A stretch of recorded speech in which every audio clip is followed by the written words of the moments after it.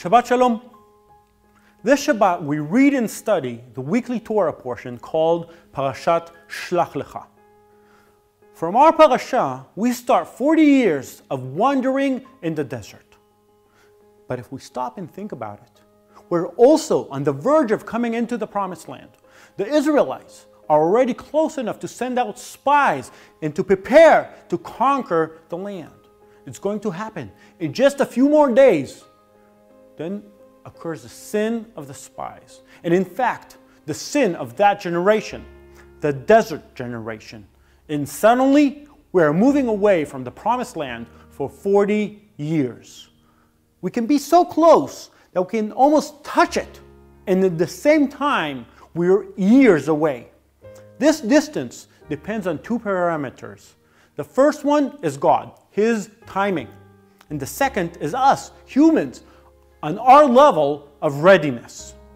I would like to relate this to the body of Messiah and to our level of readiness as believers and as Jews to absorb the Jewish people into the local community and into faith in Yeshua as the Messiah of Israel and as the Messiah of the world.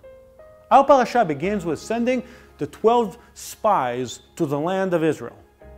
The sin of the spies is one of the most severe sins of the people of Israel during their journey in the desert. In the wake of this terrible sin, all men aged 20 or older who came out of Egypt are to die in the desert, and only the new generation will be allowed to enter the land of Israel. What was the sin that was so terrible that it caused the people of Israel not to enter the promised land for 40 years? And how do we avoid repeating the same mistake? The answer is given in the Torah.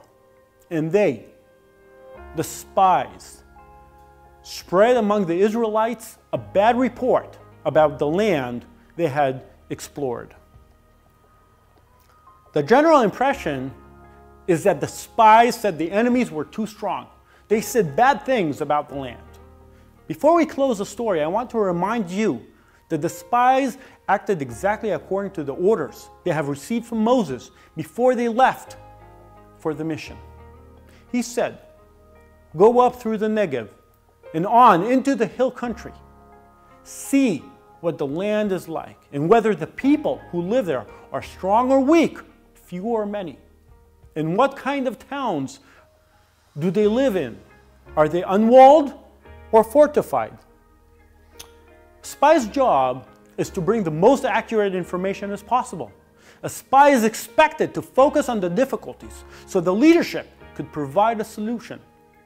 The job of a spy is to give accurate information regarding the combat abilities of the enemy. The sin was that the spies leaked the bad report to the people, telling them that the land of Canaan, is a land that devours its inhabitants. They instilled fear and panic in the people of Israel, and they, the spies, caused rebellion, an attempt to overthrow the authority. And the people went along with this and actively rebelled. They seek to stone Caleb and Yoshua, and they, the people of Israel, rise up against Moses and Aaron. And then at that moment, the glory of the Lord is seen in the opening of the tabernacle in front of all the people of Israel. Here I think, especially today, it is necessary to preserve the dignity of the state of Israel. It is not our job to bring a bad report about Israel. Today, there are professional organizations like the BDS and others that work hard to give Israel a bad reputation. Our job is to point out the blessings and the good things that Israel has, and there is much to report. Our job is to declare that Israel is blessed, a land flowing with milk and honey. If we return to the days of Moses, we will see a group of slaves who fear or do not understand their purpose, do not understand the future, and are unwilling to enter the promised land. And God waited until the old generation was replaced. He waited for a new generation to inherit the promised land. If we relate this to the body of Messiah, then we are the desert generation. Our purpose is to make a connection between Yeshua and the people of Israel. The question is, how do we do this? And are we, as a movement, ready? Are we, as Jewish believers, ready to absorb the Jewish people into the local community and in faith in Yeshua as the Messiah? We believe that one day the people of Israel will be saved. How do we see this happen? What is our vision? For nearly 2,000 years, the Gentiles tried on the one hand to destroy and to get rid of us, and on the other hand, to open our eyes to the truth. Let's start with a sword.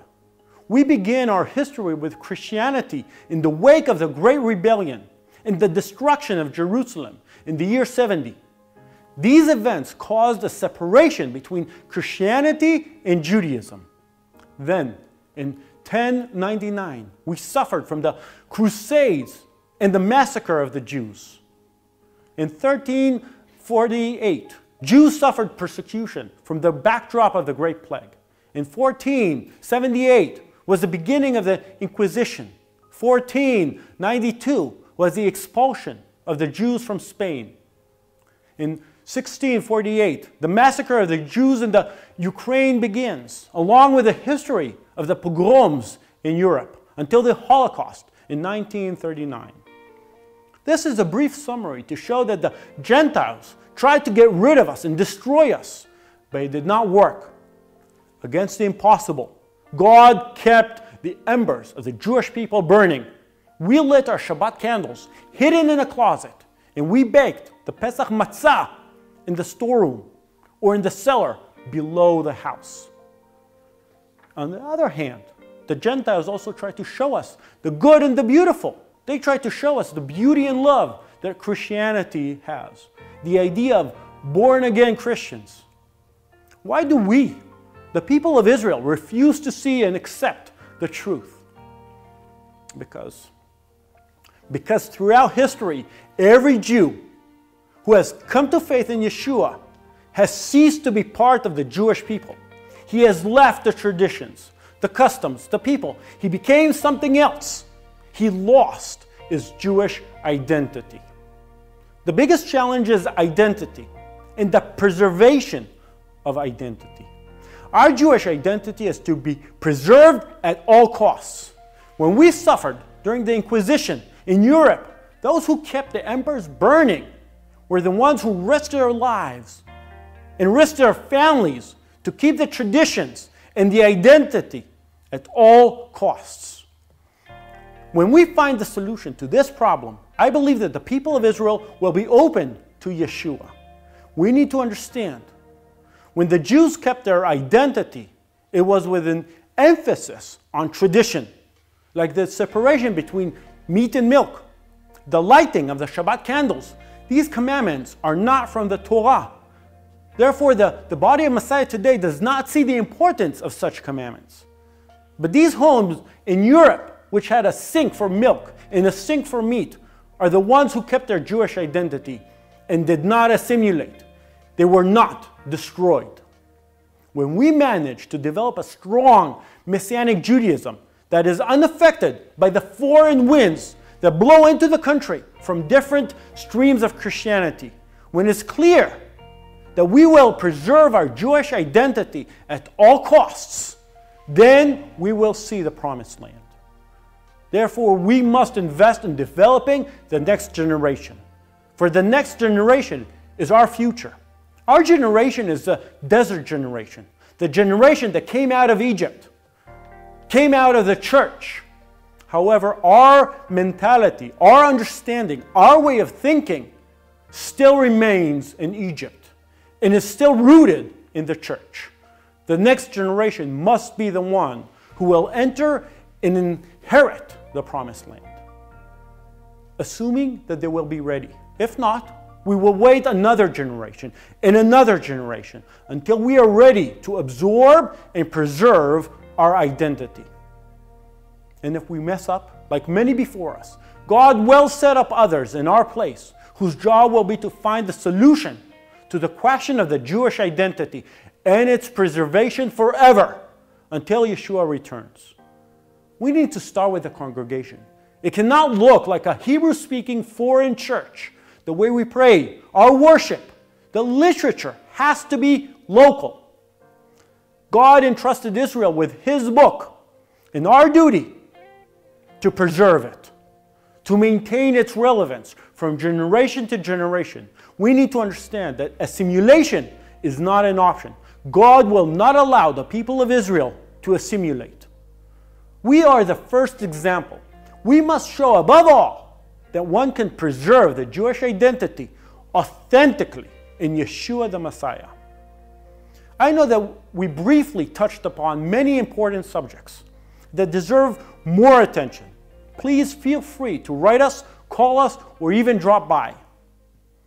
Shabbat Shalom.